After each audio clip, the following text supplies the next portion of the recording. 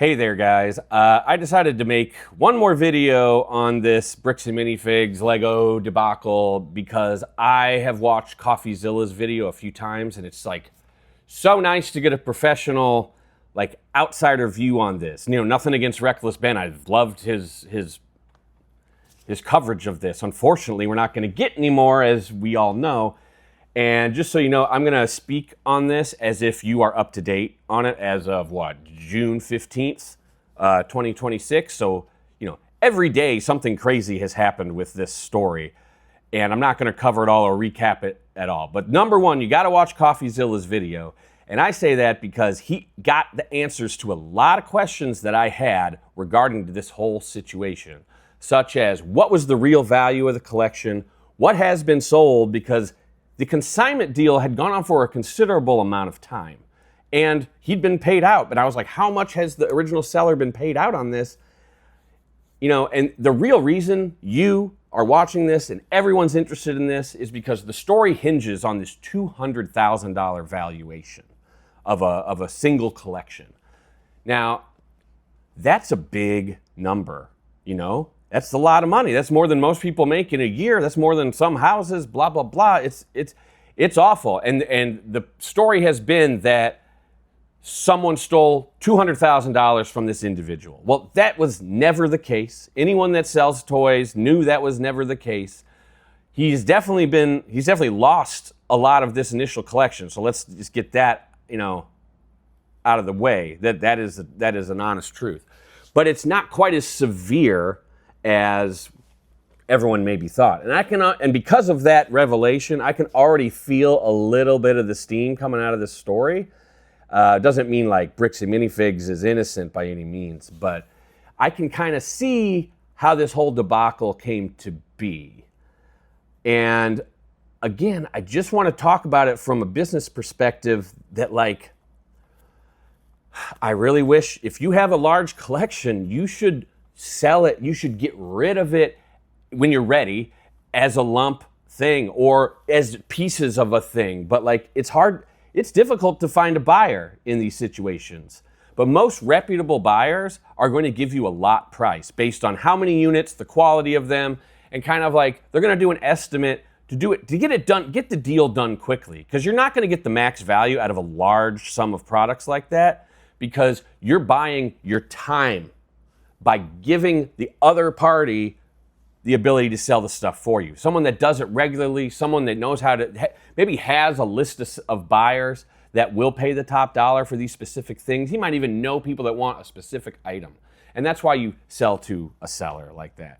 And of course, that's part of what I do. It sounds like I'm trying to self-service myself, but I just want to point this out because it all could have been avoided very easily if the seller had just gone that route instead of doing a consignment order where they were only going to get a percentage of the total value anyways. Let's remember that. Let's say this thing was $200,000. Based on the consignment deal, the seller was going to get 65% of that, or 60%, whatever. So that's still, we're down to $120,000. If the thing was really 200 grand, I think a reputable Lego seller would probably give him 50%.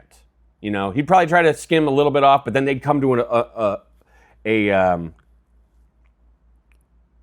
equilibrium where it's probably around 50%. I mean, I think the golden standard for selling your lots of toys is a channel called Toy Federation.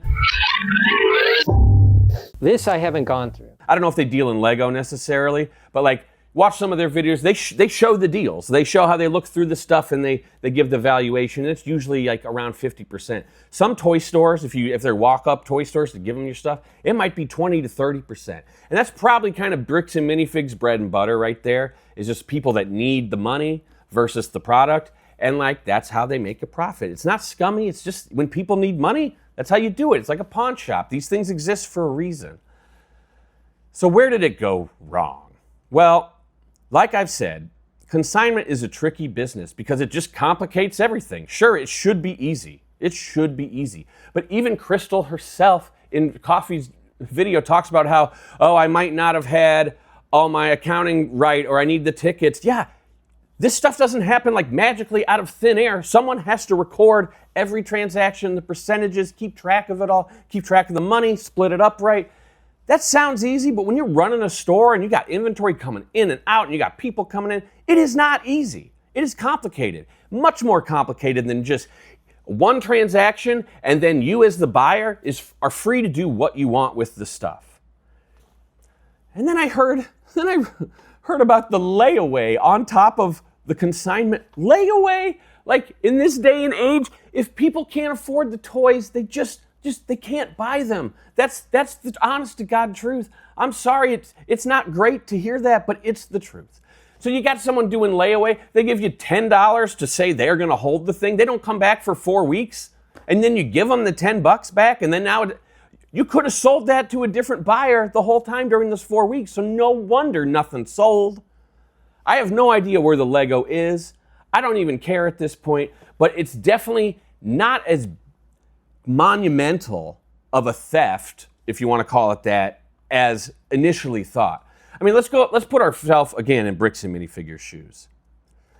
They have franchisees, they have a bunch of them. They said they have 300 stores, right? So like corporate is probably on the rag dealing with problems with dozens of their franchisees every day.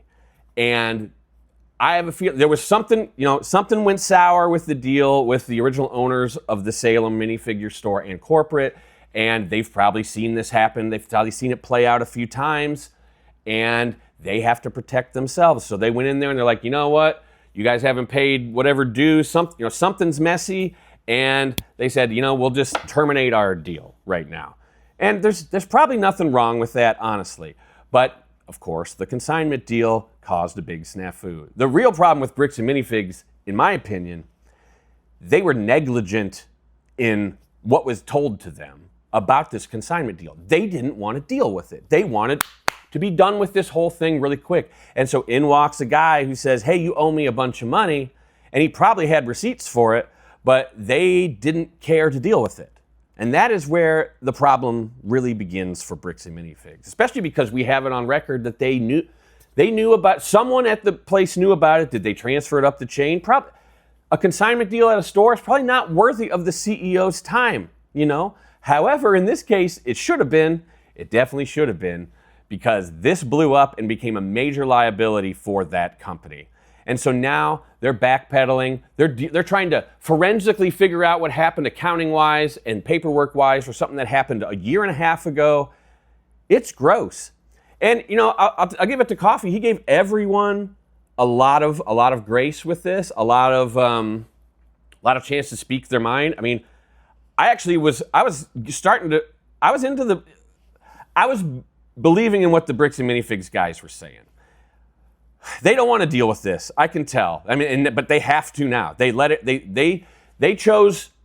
They have 100 battles a day, and they chose not to take this battle when they should have. And this is the battle they lost, and it might lose them the war of commerce in their entire business.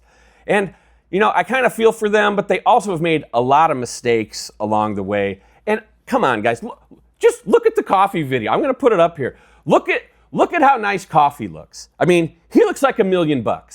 And you got these two CEOs running this company that's supposed to be a fun toy company, and they're sitting on the couch. They look like shit. I mean, come on, guys. You got this crisis team helping you with this. Get a videographer, something. Because you guys just look bad comparatively. You're just like any old Zoom call at a corporate office when you should be looking pretty. I mean, this isn't expensive. This is just like foam stuff behind me. And already I look like more of a legitimate video talking head than the guys that run the company. And I mean, I used to run a company, and like I talked to my old business partners about this. They don't care, but I was like, dudes, I'm so glad we never had like some major blow up happen that we had to deal with. Whether we were right or wrong, I mean, they're just living a nightmare right now. And that should probably make a lot of people happy to hear that out there, but not if you work for Bricks and Minifigs.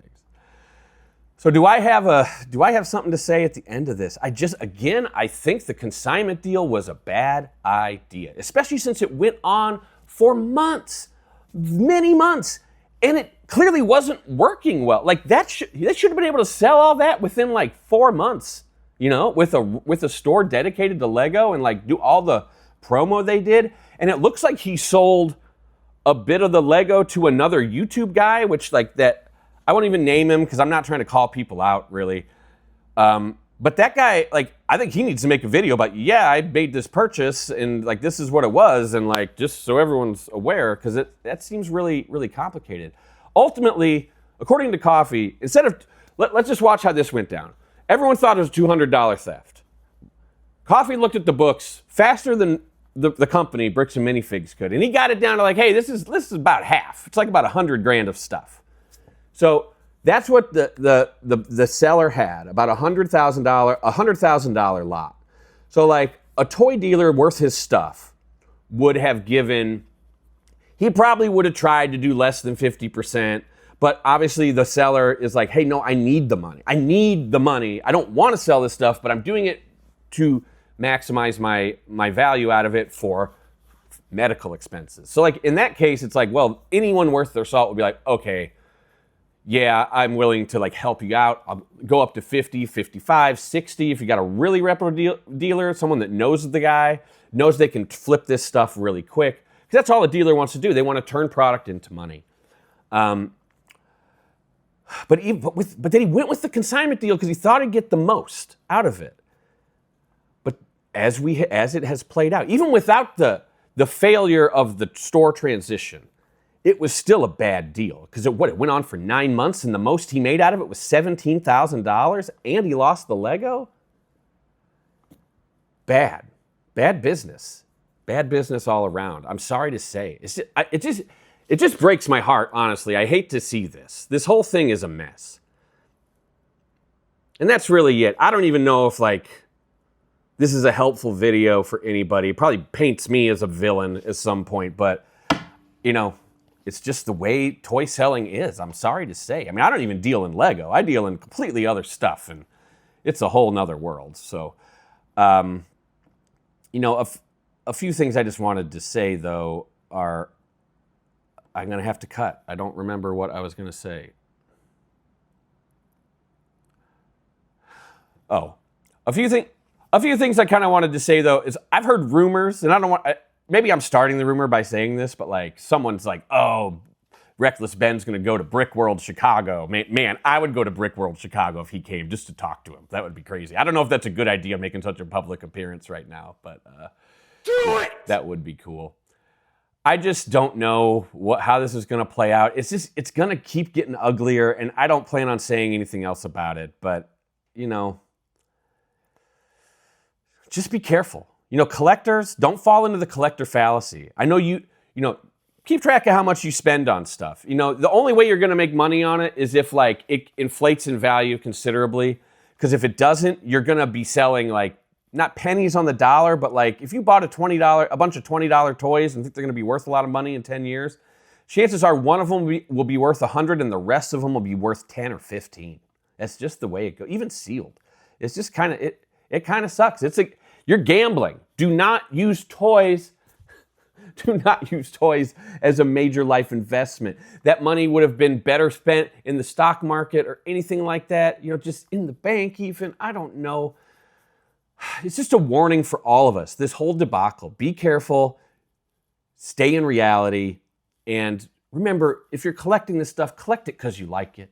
Collect it because you love it. If you don't, sell it. Hey, thanks for listening. I know some of these concepts I brought up might rub people the wrong way, and I'm willing to, you know, discuss that stuff. But this is really how it works. Hopefully, you know, in the end of this, things might go okay for the seller of the Legos, because I mean, thanks to Ben for starting that GoFundMe, which you can still, I think as of this recording, you can still donate to, and it's way up there. So I think he's going to be made square by this, which is great. You know, now we just got to see what happens with the legal proceedings. Hopefully those cases get thrown out. But, you know, it's kind of, I guess the ball is in Bricks and Minifigs court with that. But we know who's fighting the good fight. All right, thanks a lot, and I'll talk to you guys later. Thank you very much.